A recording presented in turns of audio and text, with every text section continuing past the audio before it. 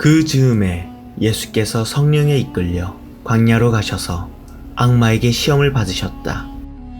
예수께서 밤낮 40일을 금식하시니 시장하셨다. 그런데 시험하는 자가 와서 예수께 말하였다. 내가 만일 하나님의 아들이거든 이 돌들에게 빵이 되라고 말해보아라. 예수께서 대답하셨다. 성경에 기록하기를 사람이 빵으로만 살 것이 아니라 하나님의 입에서 나오는 모든 말씀으로 살 것이다 하였다.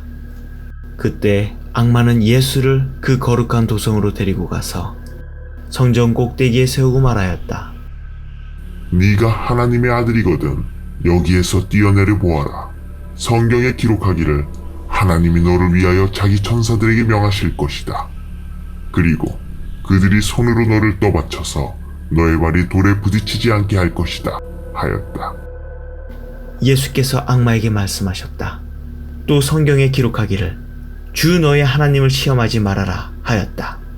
또다시 악마는 예수를 매우 높은 산으로 데리고 가서 세상의 모든 나라와 그 영광을 보여주고 말하였다. 내가 나에게 엎드려서 절을 하면 이 모든 것을 내게 주겠다. 그때 예수께서 그에게 말씀하셨다. 사탄아 물러가라. 성경에 기록하기를 주 너의 하나님께 경배하고 그분만을 섬겨라 하였다. 이때 악마는 떠나가고 천사들이 와서 예수께 시중을 들었다.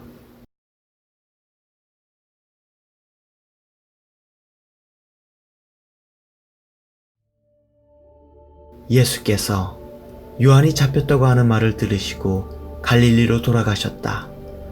그리고 그는 나사렛을 떠나 스불론과 납달리 지역 바닷가에 있는 가버나움으로 가서 사셨다. 이것은 예언자 이사야를 시켜서 하신 말씀을 이루시려는 것이었다. 스불론과 납달리 땅, 요단강 건너편, 바다로 가는 길목, 이방 사람들의 갈릴리, 어둠에 앉아있는 백성이 큰 빛을 보았고 그늘진 죽음의 땅에 앉은 사람들에게 빛이 빛이었다. 그때부터 예수께서는 회개하여라, 하늘나라가 가까이 왔다 하고 선포하기 시작하셨다.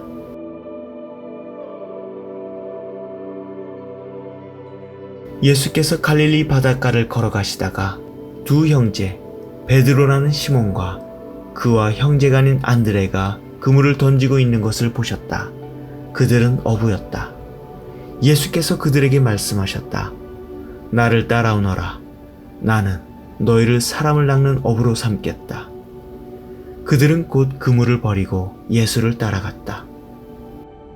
거기에서 조금 더 가시다가 예수께서 다른 두 형제 곧 세베대의 아들 야고보와 그의 동생 요한을 보셨다. 그들은 아버지 세베대와 함께 배에서 그물을 깁고 있었다.